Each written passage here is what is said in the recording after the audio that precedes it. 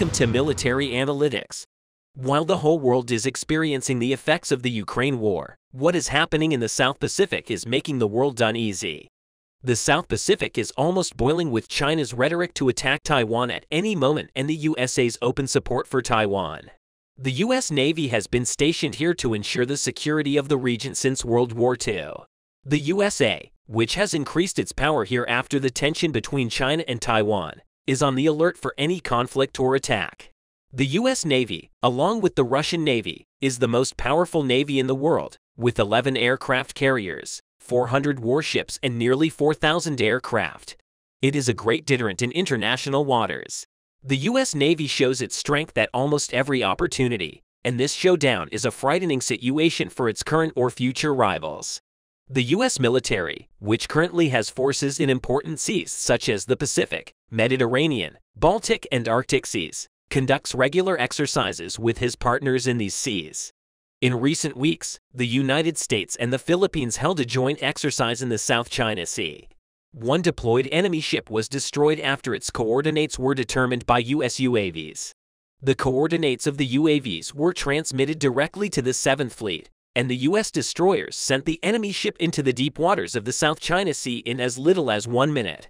These exercises were, of course, a show of strength against China because of the tension with Taiwan. China has increased its Navy investments over the last 10 years. In addition, thanks to the artificial islands it has created in the South China Sea and its centers in these islands, it has greatly strengthened its sea supply lines. Although the current strength of the Chinese Navy is weak compared to the U.S. Navy, the construction of new ships in Chinese shipyards continues at full speed. And with this production capacity, the Chinese Navy is expected to reach up to 1,000 ships in 5 years. The Chinese Army is making huge investments not only in the Navy, but also in all units of its army. When China's current manpower is taken into account, the name of the Chinese Army can be mentioned as one of the most powerful armies in the world in the near future. But given the current Taiwan tension, the primary goal of the Chinese government is to increase naval power. Here in this video, we will tell you the latest developments about the Chinese Navy. China and Singapore will hold a joint military exercise as Beijing deepens defense and security ties with Southeast Asia, a region with strong existing U.S. alliances. The armies of China and Singapore, which last held joint exercises in 2021, will conduct joint exercises for the first time. The Chinese Defense Ministry said in a statement, 2 years ago, China and Singapore held a joint military exercise in international waters at the southern tip of the South China Sea after a bilateral defense pact was upgraded in 2019 to include larger-scale exercises between the Army, Navy, and Air Force. Deeper Sino-Singapore military cooperation comes at a time of heightened tensions in the South China Sea, an area spanning 3.50 kilometers squared and often overtaken by Western navies, including U.S. ships conducting freedom of navigation operations. Such crossings are troubling China, which claims almost all of the South China Sea, despite an international resolution in August last year. The U.S. military conducted an expanded Super Garuda Shield exercise with Indonesia and saw the participation of Singapore, Japan, and Australia for the first time. At the same time, China sent fighter bombers to Thailand for joint Air Force exercises, codenamed Falcon Strike 2022. Both countries say the exercises in northeastern Thailand near the Laos border are defensive in nature. The exercises, which took place last summer, took place amid heightened tensions in the Taiwan Strait following a visit by former U.S. House Speaker Nancy Pelosi to democratically administered Taiwan, which China claims to belong to. China's increased military engagement in Southeast Asia is expected to challenge the influence the U.S. has shaped over countries like Singapore and Indonesia in the coming years. Of course, this military engagement also affects Taiwan, an independent state. Taiwan has signed important agreements to strengthen its military since tensions with China began. Most recently, a delegation from the U.S. military was assigned to train the Taiwanese army. Apart from these arms deals with the USA greatly expanded Taiwan's army inventory. But Taiwan is an island country, and in case of war, it has to confront the Chinese Navy with its own navy. So how big is the Taiwanese Navy? The Taiwanese Navy was previously called the Chinese Navy during World War II and before the withdrawal of the Republic of China from the island. Although the phrase is still used in some local circles, it is no longer used as often internationally due to Taiwan's current political status and is not to be confused with the Chinese People's Liberation Army Navy. Today, the prime task of the Taiwan Navy is to protect and defend the remaining areas of Taiwan and the sea lanes under its jurisdiction from any possible attack or invasion. Operation. These include maritime patrols in the Taiwan Strait and surrounding waters, as well as readiness for counterattack and counter-invasion operations during the war. According to 2022 data, 40,000 personnel are working in the Taiwan Navy. Taiwan has a fleet of 128 pieces and 28 air platforms. The largest warships of the Taiwan Navy are the Keeling-class destroyers. The Keeling-class destroyers are retired former U.S. Kidd-class destroyers. In 2001, the United States authorized the recommissioning of 4 Kidd-class ships and their sale to Taiwan. All 4 were transferred to the Taiwan Navy under the Kwanghua 7 program, sold for a total of $732 million with upgraded equipment, overhaul, activation, and training. The ships also included a reduced missile load of 148 SM-2. Block 3A and 32 AGM-84 Block 2 Harpoon anti-ship missiles. Reactivation was done by VCYBAV in Charleston, South Carolina. The first 2 ships, the USS Callahan and the USS Scott, arrived at Slough, a military port in eastern Taiwan, in December 2005 and were named ROX Keeling and ROX Slough, respectively, at a commissioning ceremony on the 17th of December 2005.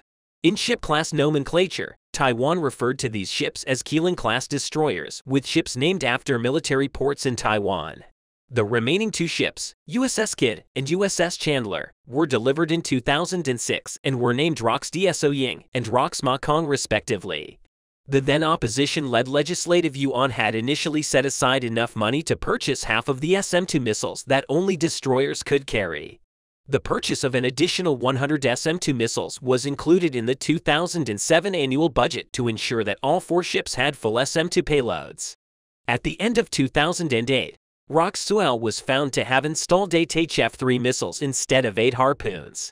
From 2014, there is currently a shipbuilding program that includes the purchase of up to 15 general-purpose frigates and 3 or 4 air defense destroyers.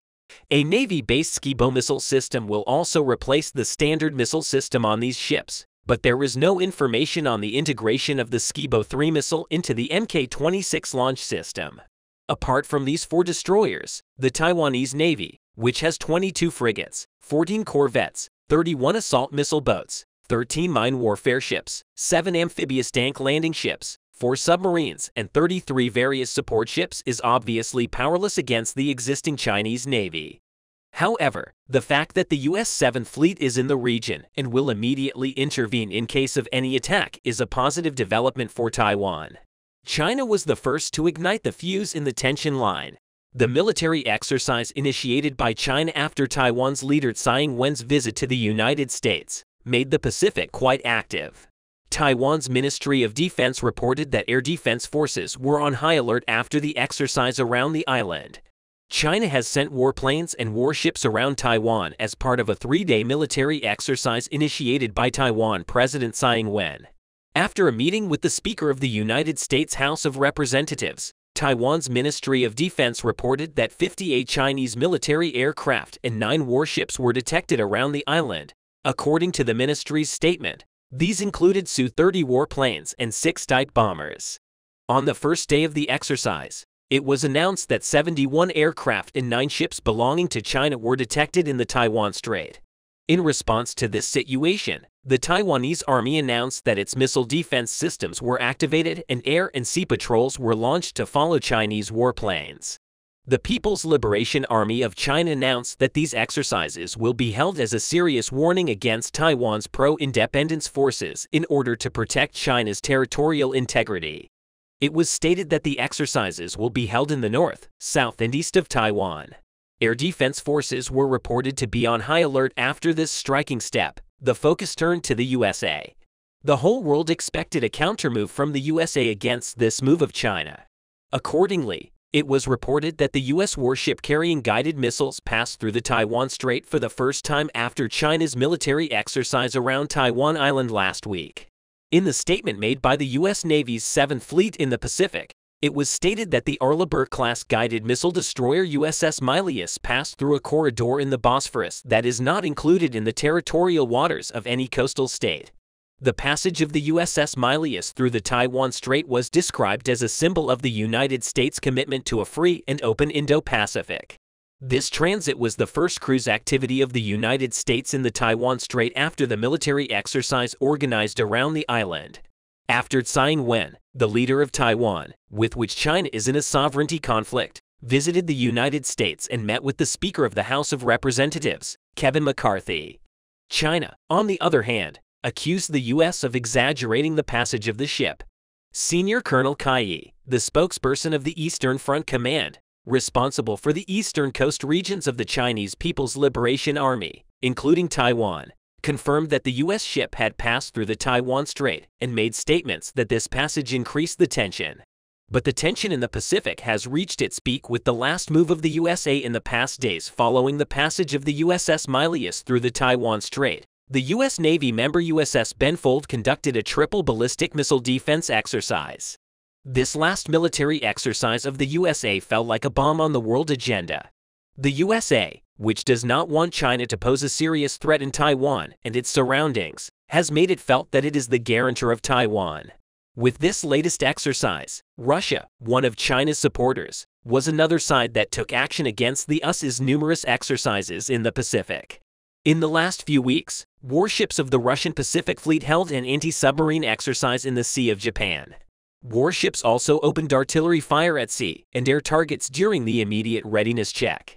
In the news published by the Russian state news agency TASS on the subject, Russian ships that left their permanent bases and came to the designated exercise area carried out tactical maneuvers in different formats.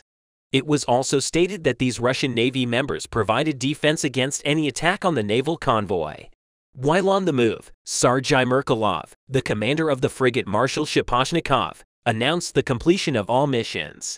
Merkulov also stated that his team had no difficulty in the sudden readiness inspection, as they'd been training almost every week since January at the instruction of Russian President Vladimir Putin.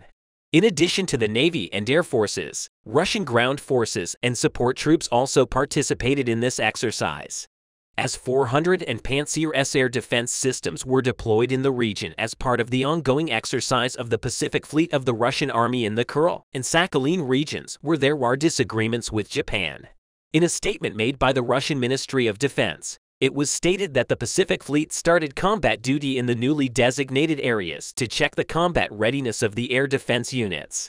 In the continuation of this exercise, the air defense units of the Russian Pacific Fleet took action against the imaginary enemy. In addition, the Russian Pacific Fleet air units carried out the tasks of repelling the attack of the enemy attack and reconnaissance groups and detecting air targets by the Pantsir-S crews as part of the exercise. With the involvement of Russia, the U.S. side stated that they will continue to work on minimizing this tension in the Indo-Pacific. The U.S. Pacific Commander stated that they are ready for any eventuality regarding Taiwan. Commander of the U.S. Indo-Pacific Forces, Admiral John C. Aquilino spoke with Jedediah Royal, Deputy Assistant Secretary for Indo-Pacific Region Security Affairs, and General Paul LaCamera, the U.S. Commander of the Korean Forces at a session of the House of Representatives Armed Forces Committee on Security Challenges in the Pacific Region. Admiral John C. Aquilino stressed that China is responsible for preventing a possible attack on Taiwan. The U.S. commander stated that it's necessary to work to deter Beijing without fueling clashes with China. In addition, Aquilino added that it's necessary to act with a greater sense of urgency every day against a possible clash in the region. In short, the cool waters of the Pacific have come to a boil due to tensions between China, the USA, Taiwan, and Russia. This tension, which began with the exercises carried out by China, still continues fiercely. The Beijing administration, on the other hand, made a critical statement about why they held the exercises. The Chinese People's Liberation Army stated that these exercises will be held as a serious warning against Taiwan's pro-independence forces in order to protect China's territorial integrity. While all these statements continue to keep the tension in the world political arena constantly high, there has been a move that will add a whole new dimension to the critical relations in the Pacific. NATO announced that it's taken a striking step in response to the threat that China and Russia pose in the Indo-Pacific and Sea of Japan in cooperation. NATO will hold its annual combat exercise Defender 23 in a concept that will be considered the first in history. 9,000 U.S. soldiers and 17,000 soldiers from other NATO members are participating in the exercise. The exercise, which will last about 2 months, focuses on the strategic deployment of U.S.-based forces, the use of military pre-positioned stockpiles, and interoperability with European allies and partners. The Chinese government's statement that it has an historical right in the South China Sea and that the sea is completely under Chinese control caused many disagreements between the countries of the region and China. Philippines is ignoring China's dominant position on the South China Sea, both with its years-long partnership with the USA and its claims in the South China Sea. This is a situation that causes China to experience tensions with the Philippines after Taiwan. Here in this video, we will show you the tension between China and the Philippines. Let's examine the recent events in the South China Sea and the consequences of these events together. The Philippines Coast Guard, aka PCG, said 2 of its ships were involved in a conflict with the Chinese Navy in the South China Sea. The Philippines Coast Guard has accused the China Coast Guard, aka CCG, of performing dangerous maneuvers on Second Thomas Shoal, a long-standing point of contention between the 2 countries. PCG said in a statement yesterday that the first incident occurred when a Chinese Navy ship crossed paths with Coast Guard boats 7 nautical miles from Pag-asa Island. The reef on the disputed Spratly Islands, also known as Titu Island, was occupied by the Philippines in the 1970s and is now home to some 400 people. The Coast Guard said the conflict began when the Chinese corvette ordered the PCG ships to leave and suggested that failure to comply could cause problems. In the statement, it was said that the PCG ships did not back down and responded by asserting their right to operate in the territorial waters of Pag-asa Island and asked the Chinese Navy to leave. The second incident occurred 2 days later, near Second Thomas Shoal, known as Ungin Shoal in the Philippines. In the PCG statement, it was said that the PCG ships were intercepted by 2 CCG ships displaying offensive tactics. It was reported that one of the Chinese ships made dangerous maneuvers and kept the dangerous distance of only 50 yards. This proximity posed a significant threat to the safety and security of the Philippine ship and crew. The second incident occurred when PCG was showing several journalists around the area. China claims almost all of the South China Sea, and China continues to ignore the International Court's decision that China's claim has no historical basis. According to some foreign policy experts, the resolution also found that China's actions violated several articles of the United Nations Convention on the Law of the Sea, namely on clause regarding safety and navigation at sea. Following the events at Scarborough Shoal, 2012, despite the decision in 2016, Beijing continues to expand and develop military outposts and deploy fishing fleets, naval militias, and coast guards to defend its claim in the South China Sea. The PCG statement said its ships encountered more than 100 Chinese naval militia ships during a week-long, shallow and outpost patrol around the West Philippine Sea. Taiwan also has claims in the South China Sea alongside China and the Philippines, as well as states such as Vietnam, Malaysia, and Brunei. Last February, the Philippines accused China of using a powerful laser against one of its ships aboard the Second Thomas Shoal and staged a protest. The herd is located approximately 195 kilometers northwest of the Philippines, Palawan Province, in the disputed Spratly Islands, and is home to a small group of Filipino soldiers living on a rusted World War II ship known as the Sierra Madre.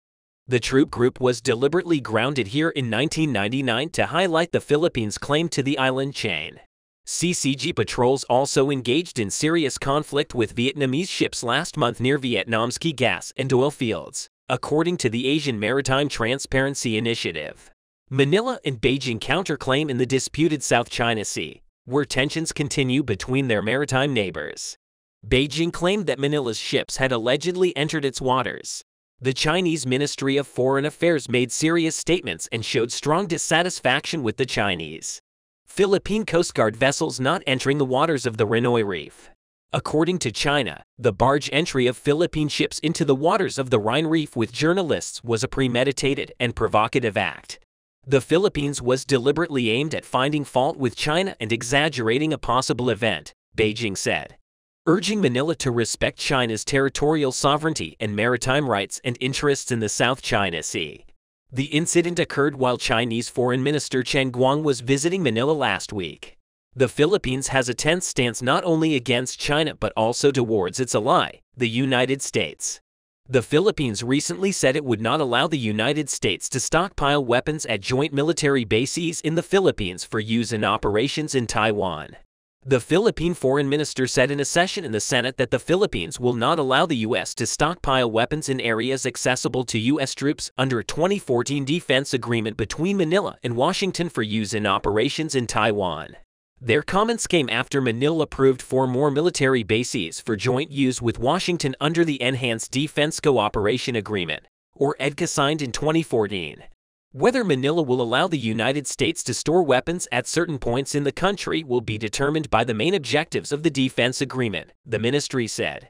The Philippine Senate Foreign Relations Committee was responding to the U.S. National Defense Authorization Act of 2023, which allowed the contingency to be created while pointing to the possibility of the U.S. storing weapons at EDCA facilities in the Philippines. Filipino officials said we will not accept any activity or even material that is not consistent with these agreed-upon activities. In our view, EDCA is not targeting any third country. As for the purpose of EDCA and the modernization of the military, it seems to us that in fact modernization is no longer the primary purpose of the EDCA. The primary purpose seems to be disaster preparedness, maritime security, and counterterrorism, Filipino officials said. Earlier this month, Manila announced 4 new military bases for joint use with the United States under the EDCA. It drew the anger of China, which warned of further tensions in the region and urged neighboring countries to make regional stability and choices in their own interests. Currently, Manila and Washington jointly manage 5 bases under the EDCA that allow for the deployment of U.S. troops to various locations in the Philippines. The Philippines agreed last January to allow the U.S. military access to 4 more military bases, which would increase the number of bases in the country to 9. EDCA, a military agreement signed between Manila and Washington during the government of former Philippine President Corazon Aquino, allows the alternate presence of U.S. troops, aircraft, and ships at Philippine military bases, as well as the construction of facilities for storing fuel and equipment. Manila is Washington's oldest ally in the region, and also the largest recipient of U.S. military aid equipment and training. During a 2+2 meeting with his Filipino counterparts last week, U.S. Secretary of Defense Lloyd Austin said that the 1951 Mutual Defense Agreement between the two sides continues to be the foundation of their cooperation, and reaffirms it. Austin said the Mutual Defense Agreement applies to armed attacks on our aircraft or public ships of our armed forces, including the Coast Guard, anywhere in the South China Sea. So what you think about this subject? Please do not forget to subscribe to our channel and turn on notifications in order to be informed about new videos. Thank you for watching us.